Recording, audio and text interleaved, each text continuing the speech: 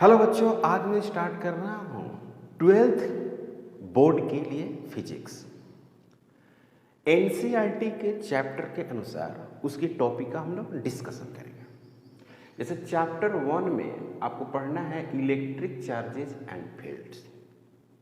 तो electric charges and fields में जो पहला टॉपिक है वो है आपको इलेक्ट्रिक चार्ज। तो इलेक्ट्रिक चार्ज क्या होती है, इलेक्ट्रिक चार्ज किस में होती है, ये बात करना है। तो इलेक्ट्रिक जो चार्ज होती है वो किसी भी मटेरियल की एक प्रॉपर्टीज है। जैसे मैं कहूँ कि ये चौक है ना, और इससे हम चाहें कि करंट इलेक्ट्रिसिटी पास करे तो इससे संभव नहीं है। जैसे कोई प्लास्टिक है और प्लास्टिक से हम चाहें कि इलेक्ट्रिसिटी पास करें तो भी संभव नहीं है। इसका क्या मतलब हुआ, इसका मतलब ये है कि इसके अंदर इलेक्ट्रिक चार्ज की जो प्रॉपर्टीज है, यानी जो इलेक्ट्रिक चार्ज है वो नहीं है ना। तो इलेक्ट्रिक चार्ज नहीं होने की वजह से इसमें करंट नहीं चल रही है, यानी करंट नहीं फ्लो कर रही है।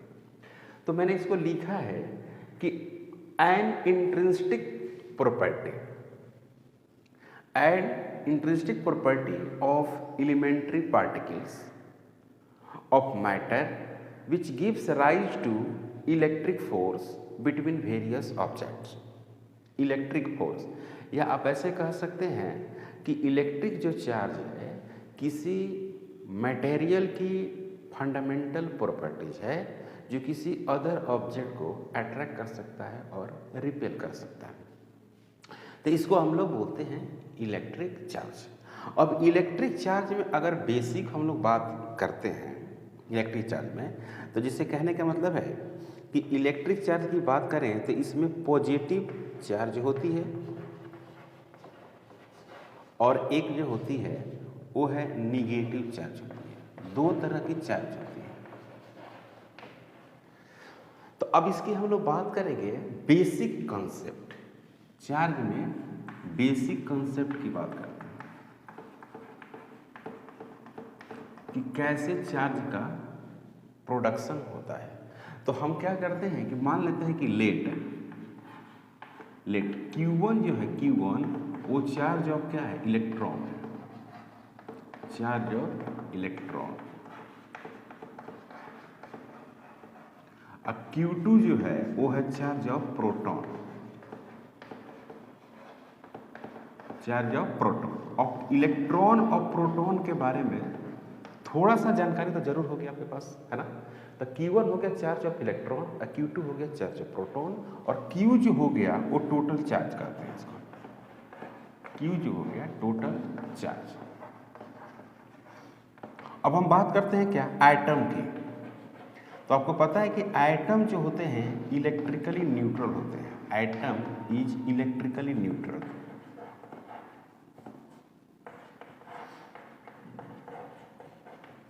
इलेक्ट्रिकली न्यूट्रल कहने का मतलब हुआ कि उस पर कोई चार्ज नहीं है, उस पर कोई चार्ज है ही नहीं। मतलब कि एटम, जैसे मान लीजिए कि कोई एटम है तो एटम पर जो चार्ज होगा कितना होगा, जीरो होगा एटम पर। ओके, तो हम एक ले लेते हैं क्या, सोडियम एटम। कॉन्सेप्ट के लिए हमको लेना है क्या, सोडियम एटम। तो जो सोडियम एटम को आपको पता है, जानकारी है उसके बारे में, सोडियम एटम के बारे में, कि उसमें 11 इलेक्ट्रॉन होता है और 11 प्रोटॉन होता है। तो मैं बात करता हूँ क्या, Na, सोडियम एटम। तो इसमें हम लोग को मालूम है कि 11 इलेक्ट्रॉन होता है, 11 इलेक्ट्रॉन, और 11 ही क्या होता है, प्रोटॉन भी होता है, ये हमको मालूम है। Clear, okay. तो अब क्या करते हैं कि अगर सोडियम एटम में हम बात करें कि इसका Q कितना होना चाहिए, तो 11 क्या होगा, Q1 और प्लस 11 क्या हो गया, Q2। और ये एटम क्या हो गया, इलेक्ट्रिकली न्यूट्रल। ये चार्ज ऑफ एटम है जो इलेक्ट्रिकली न्यूट्रल हो गया। तो 11 Q1 और प्लस 11 Q2 ऐसे लिख सकते हैं। ओके, तो यहाँ पर लिखेंगे 11 Q1 is equal to minus 11 Q2। ठीक है, तो 11 से 11 कट जाएगा तो Q1 इज इक्वल टू क्या आया, माइनस Q इंटू 2 आया। इसका क्या मतलब है, इसका मतलब ये है कि जो इलेक्ट्रॉन का चार्ज है और जो प्रोटॉन का चार्ज है वो दोनों का मैग्नीट्यूड सेम होगा, लेकिन नेचर जो होगी अपोजिट होगी, यानी साइन जो होगी वो पॉजिटिव अपोजिट होगी साइन। तो इलेक्ट्रॉन को हम लोग मानते हैं कि वो नेगेटिव है और प्रोटॉन को हम लोग मानते हैं पॉजिटिव है। क्योंकि ये फ्रैंकलिन के अनुसार, फ्रैंकलिन ने चार्ज के बारे में स्टडी किया था, तो उन्होंने ही कहा था कि इलेक्ट्रॉन को निगेटिव मान लेना है, इसमें कोई लॉजिक नहीं है, बस मानना है। ओके, तो इक्वल मैग्नीट्यूड ऑफ चार्ज है ना, electron and proton, electron and proton having equal magnitude of charge, having equal magnitude of charge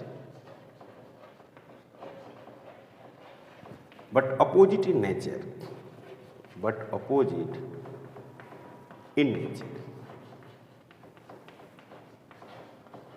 equal magnitude है और अपोजिट नेचर है।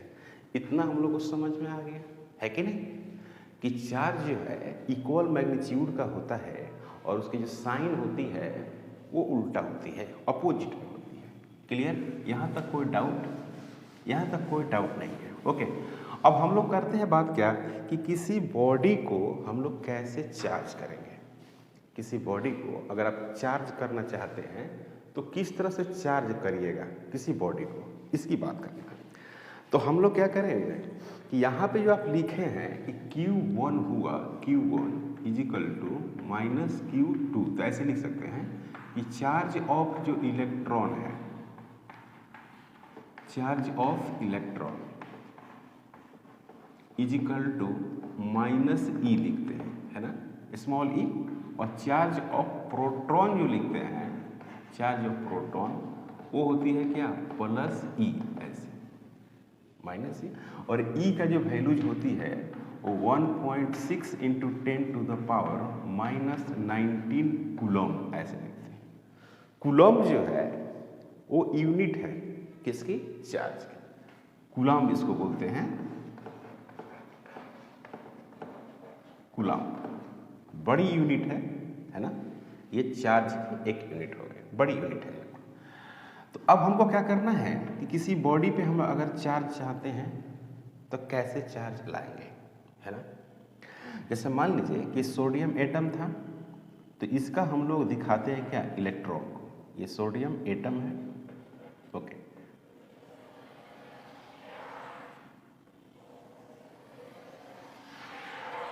इस तरह से जब आप किसी एटम का इलेक्ट्रॉन दिखाते हैं तो इसी तरह से बनाते हैं, जिसको आप सेल कहते हैं, है ना, या ऑर्बिट नंबर्स आप बताते हैं केमिस्ट्री में।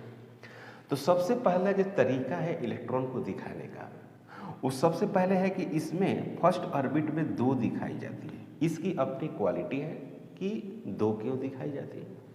उसके बाद दिखाई जाती है 8 इलेक्ट्रॉन, तो इसमें हम 8 इलेक्ट्रॉन दिखा रहे हैं, है ना। इसमें हमने दिखा दिया 8 इलेक्ट्रॉन, 1 2 3 4 5 6 7 8 इलेक्ट्रॉन यहाँ पर है और 2 इलेक्ट्रॉन यहाँ पे है, तो कितना हो गया, 10 इलेक्ट्रॉन हो गया। और 1 इलेक्ट्रॉन यहाँ रहेगा, 1 इलेक्ट्रॉन यहाँ पे रहेगा, तो हो गया कितना, 11 इलेक्ट्रॉन। तो 11 इलेक्ट्रॉन दिखाना है। प्रोटॉन को नहीं दिखाना रहता है। क्यों प्रोटॉन का नहीं दिखाना रहता है? क्योंकि प्रोटॉन को आप नहीं निकालते हैं, क्योंकि प्रोटॉन जो है वो इस न्यूक्लियस में होता है और न्यूक्लियस के बारे में हमको ज़्यादा आपको जानकारी अभी नहीं है। एक चैप्टर ही है 12th में जो सेकेंड किताब में पढ़ना है, उस चैप्टर का ही नाम है न्यूक्लियस। तो वहाँ पे हम लोग बात करेंगे कि न्यूक्लियस किसको बोलते हैं, न्यूक्लियस में प्रोटॉन कैसे होता है ना। तो इलेक्ट्रॉन को निकाली जाती है क्योंकि इलेक्ट्रॉन जो होता है वो फ्री होता है। फ्री का मतलब वो मूव करते हुए रहता है, वो इलेक्ट्रॉन कभी रुका हुआ नहीं रहता है, मूव करता है। तो जो मूव करता है ऑर्बिट में उसको निकालना बहुत आसान काम है, इसीलिए उसको निकाला जाता है और या उसको ऐड किया जाता है। उसको ऐड भी कर सकते हैं, मतलब इसमें आप रख भी सकते हैं इलेक्ट्रॉन को और इलेक्ट्रॉन को आप निकाल भी सकते हैं। ये काफ़ी आसान है। ओके, तो अब पहला बात हम क्या करते हैं इसमें कि यहां से एक इलेक्ट्रॉन को हम क्या करते हैं, रिमूव करते हैं। ठीक है भाई, रिमूव कर दिए। ठीक, जब एक इलेक्ट्रॉन को रिमूव कर दिए तो एटम पर चार्ज तो होगा ही, लिखते हैं एटम पर चार्ज। तो एटम पे चार्ज जो हो गया वो क्या हो गया, 10 हो गया। एक निकाल दिए तो 10 बचा, तो 10 क्या बचा, Q1 अब प्लस 11 क्या बच गया, Q2 बच गया भाई। 10 Q1 बचा और 11 क्या बच गया, Q2। Q2 क्या है, प्रोटॉन है, और Q1 क्या है, इलेक्ट्रॉन है। तो आपको क्या मिला, आपको यहाँ पर मिल गया 10 और माइनस E है ना, अब प्लस 11 इंटू E, तो कितना हो गया, प्लस E हुआ कि नहीं हुआ, प्लस हो गया ना, तो ये पॉजिटिव चार्ज हो गया, है कि नहीं। तो पॉजिटिव चार्ज कैसे हुआ, जब किसी एटम से या किसी मैटर से जिसमें फ्री इलेक्ट्रॉन हो। अब एटम को इसलिए दिखाया हूं ताकि एटम में फ्री इलेक्ट्रॉन होता है, तो मैटर में अगर फ्री इलेक्ट्रॉन हो रहा है, मैटर में है, तो उसमें से एक इलेक्ट्रॉन अगर निकाल देते हैं तो उस मैटर पे क्या आएगा, पॉजिटिव चार्ज आएगा। क्लियर। तो टू गिव, यहां पर लिखते हैं क्या, to give positive charge, positive charge to any body, matter, atom या मॉलिक्यूल वगैरह जो भी है ना, to give positive charge to any body, matter, atom, we have to remove an electron, from atom, to remove an electron from atom। अगर किसी body को आप पॉजिटिव चार्ज देना चाहते हैं, जैसे मान लें कि ये बॉडी है और इसमें क्या है, फ्री इलेक्ट्रॉन है, इसमें है प्रोटॉन भी, लेकिन हम लोग दिखाते हैं इलेक्ट्रॉन को, क्योंकि उसको निकालना काफ़ी आसान होता है। तो यहाँ से अगर हम इसको रिमूव करते हैं तो इस पर प्लस क्यू चार्ज आएगा, और प्लस क्यू चार्ज का कितना मान होगा हम लोग बाद में बात करेंगे। ठीक है, प्लस क्यू चार्ज इस पर आएगा क्योंकि आपने इसको रिमूव किया है। तो अभी हम लोगों ने क्या सीखा है, अभी हम लोगों ने ये सीखा कि अगर आप किसी बॉडी को चार्ज करना चाहते हैं तो उस यहाँ से इलेक्ट्रॉन क्या करना पड़ेगा, निकालना पड़ेगा। अगर आप पॉजिटिव चार्ज करना चाहते हैं तो पॉजिटिव चार्ज अगर करना चाहते हैं तो वहाँ से आपको एक इलेक्ट्रॉन को क्या करना होगा, निकालना होगा। अब सेम यहाँ पर है कि यहाँ पर देखा जाए तो यहाँ पर ये था ही एक, अब इसमें क्या करते हैं, ऐड करते हैं, एक इलेक्ट्रॉन और ऐड करते हैं, ऐड इलेक्ट्रॉन। इस एटम में एक इलेक्ट्रॉन आप ऐड कर सकते हैं, ऐड कर भी सकते हैं, रिमूव भी कर सकते हैं, है ना।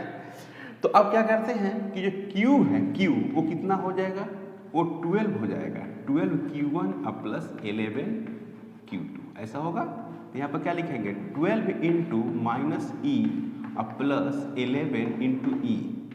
तो यहाँ पर क्या हो गया, माइनस 12 इंटू E अब plus 11 into E is equal to minus E।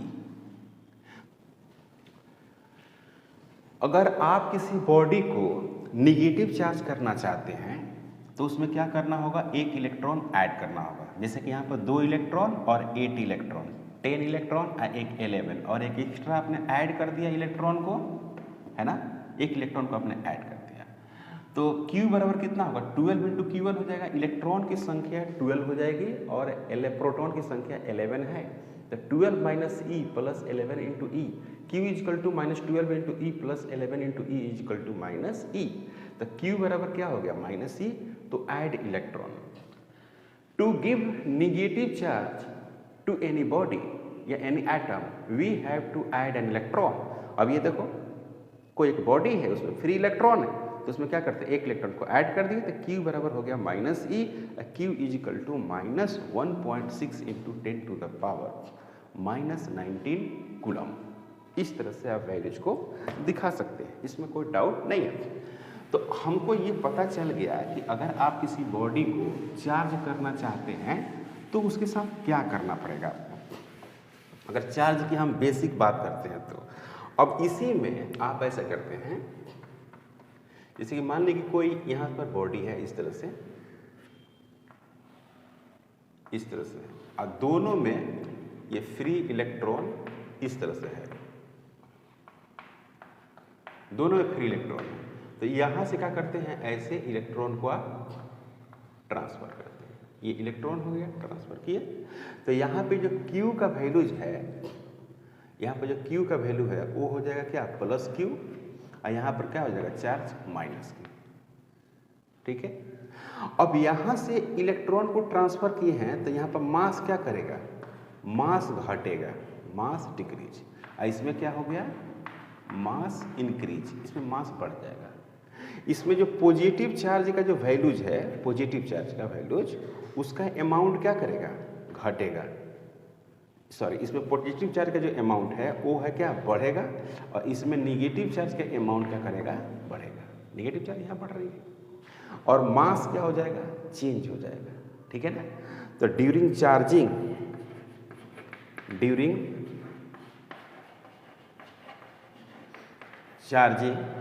Mass of body change, mass of body change. अब किस पे ज़्यादा होगा और किस पे कम होगा, इस बात पर डिपेंड करेगा कि आप किस में से किस में इलेक्ट्रॉन ट्रांसफर कर रहे हैं। अगर इसमें से इलेक्ट्रॉन ट्रांसफर कर रहे हैं तो यहाँ कम हो जाएगा, यहाँ पर ज़्यादा हो जाएगा। मतलब कि during charging mass of body change हो जाएगा। अब हम बात करते हैं क्या कि अगर एक इलेक्ट्रॉन आप ट्रांसफर करते हैं, suppose that Q is equal to plus minus E for one electron transfer, for one electron transfer, एक इलेक्ट्रॉन आप ट्रांसफर किए तब Q is equal to plus और minus 2 × 1, 2 electron transfer, 2 electron, 2 electron आप transfer करते हैं तो ऐसा लिखते हैं। तो Q is equal to plus और माइनस 3E, तो 3 इलेक्ट्रॉन के लिए तो Q is equal to plus minus N × E। देख रहे हैं ऐसे, Q is equal to plus minus N × E, where N equal to number of electron, where N is equal to क्या लिखेंगे, number of electron, where N is equal to number of electrons, E is equal to electronic charge, electronic charge।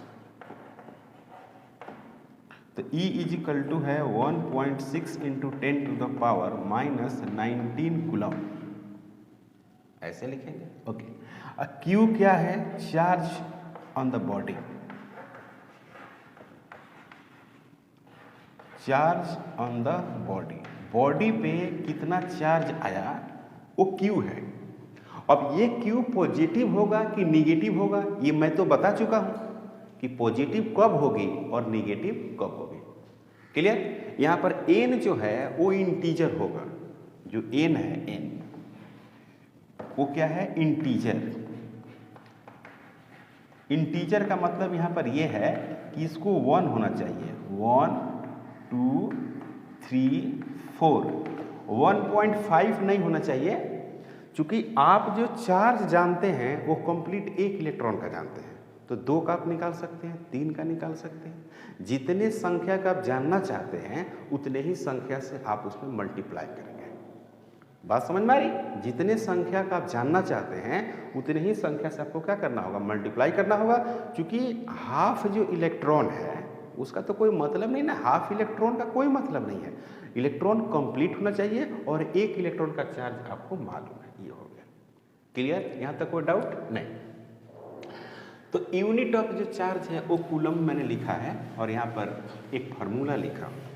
किसी body को अगर charge करते हैं तो क्या होता है, अब देखिए यहाँ पर यूनिट ऑफ जो चार्ज होता है, यूनिट ऑफ चार्ज वो होता है कूलम, इसको बोलते हैं यूनिट ऑफ चार्ज, कूलम बोलते हैं। इसका सिंबल क्या होता है, C होता है, और फॉर्मूला होता है Q is equal to I into T. I का मतलब यहाँ पर करंट है, जो स्कूल में आप पढ़े होंगे, 10वीं में आप पढ़े होंगे, आई इज इक्वल टू क्या है, करंट है, और टी जो है वो है टाइम। तो करंट का आप यूनिट जानते हैं, इसको हम लोग एम्पियर कहते हैं, और टाइम को क्या कहते हैं, सेकंड कहते हैं। यानी एम्पियर इनटू सेकेंड, इसी को हम लोग क्या बोलते हैं, कूलम बोलते हैं, इसको कूलम बोलते हैं। इसको C सिंबल देते हैं, कैपिटल C। दूसरी बात यह है कि चार्ज जो है, charge is scalar quantity, is scalar quantity, ये स्केलर क्वांटिटी है। अगर Q नेट आपको क्या आ गया, पॉजिटिव, जोड़ दिए सिंपल आप नंबर की तरह, Q आ गया पॉजिटिव, तो आप लिखेंगे कि बॉडी जो है, body is positively charge, body is positively, है ना, बॉडी इज पॉजिटिवली चार्ज। सही है।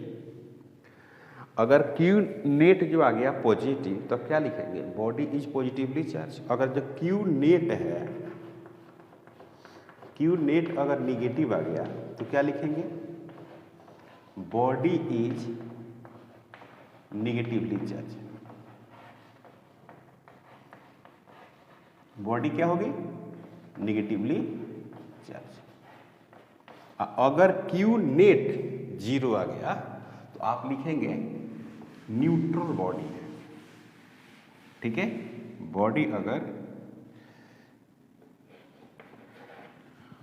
Q जो नेट है वो क्या आ गया, 0, तो बॉडी है न्यूट्रल,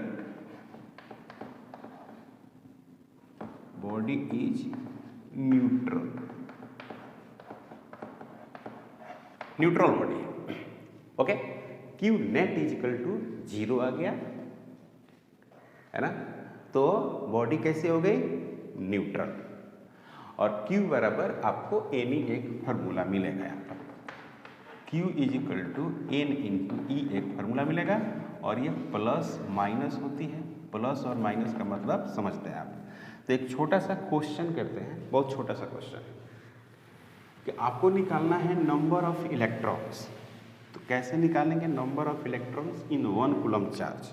ठीक है, क्वेश्चन यही है, find number of electrons, find number of electrons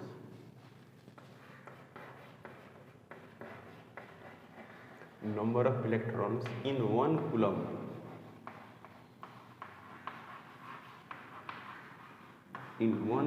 charge. एक कूलम चार्ज में आपको निकालना है नंबर ऑफ इलेक्ट्रॉन्स। ठीक है, तो सॉल्यूशन देखिए, एक कूलम चार्ज में देखिए कितना इलेक्ट्रॉन हो सकता है ना। तो Q is equal to 1 coulomb दिया हुआ है, और Q इज इक्वल टू आपको क्या पता है, Ne मालूम है, Na। तो N इज इक्वल टू क्या हो गया, Q बटे E, N बराबर लिखेंगे बटे, तो N is equal to Q बटे E, N is equal to आप लिखेंगे Q 1 कूलम डिवाइडेड बटे 1.6 into 10 to the power -19 coulomb. तो कूलम से कूलम कैंसिल हो जाएगा, तो N इज इक्वल टू आप क्या लिखेंगे, इसको लिखेंगे 10 डिवाइडेड बटे 16 इंटू 10 टू द पावर 19। तो यहाँ पर क्या हो गया 5, और यहाँ पर क्या हो गया 8, है ना। तो N is equal to 5 divided बटे 8 इंटू 10 टू द पावर 19। तो ये हो गया आपको N इक्वल टू क्या लिखेंगे इसको 0.625 into 10 to the power 19, 6.25 into 10 to the power 18 electrons. इतने इलेक्ट्रॉन्स होंगे, मतलब 6.25 into 10 to the power plus 18 electrons. एक कूलम चार्ज में इतना इलेक्ट्रॉन होगा, एक कूलम चार्ज में। इसका मतलब है कूलम बड़ी यूनिट है ना। So we can say that, यहाँ पर लिखेंगे कि so we can say that, ये हो गया आंसर, यहाँ आंसर हो गया। So we can say that, we can say that coulombs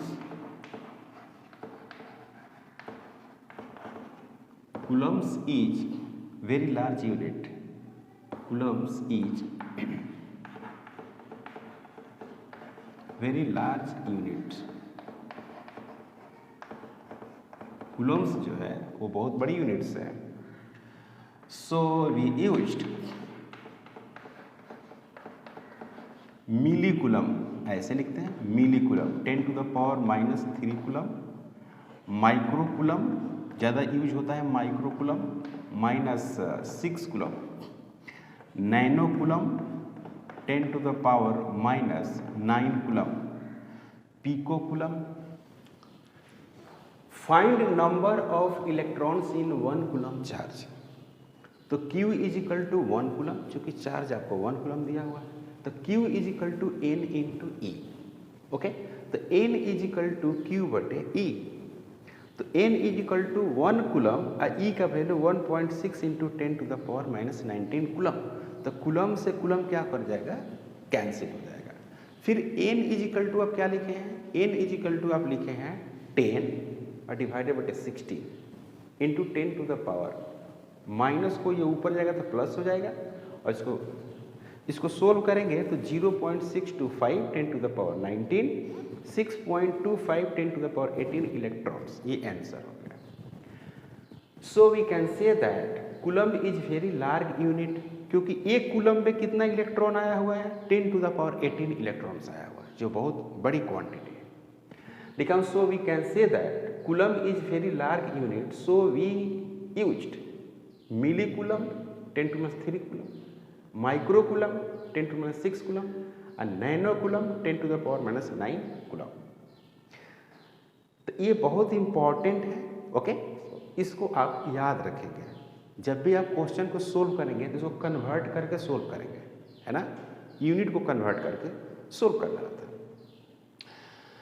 तो आज से हम लोग वर्क करने जा रहे हैं 12th के लिए। 12th में 2024 किसी भी प्रकार का बोर्ड्स हो, चाहे वो CBSE बोर्ड हो या स्टेट बोर्ड्स हो, कोई भी स्टेट बोर्ड्स हो, सभी बोर्ड्स के लिए जो किताब होती है वो NCERT होती है, और NCERT को हम लोग टू द पॉइंट यहाँ पे वर्क करेंगे। जो NCERT में जो है उसी की हम लोग बात करेंगे। ओके, और ज़्यादा से ज़्यादा हम लोग मार्क्स लेकर आना की कोशिश करेंगे। तो पर डे आप वीडियो को कंप्लीट देखिए, उसमें कमेंट करिए, और जो आपको प्रॉब्लम हो उसको भी आप कमेंट करें और उसको लिखें। ठीक है, तो अगर आप हमारे चैनल पर नए हैं प्लीज़ सब्सक्राइब करें, शेयर करें। Thank you.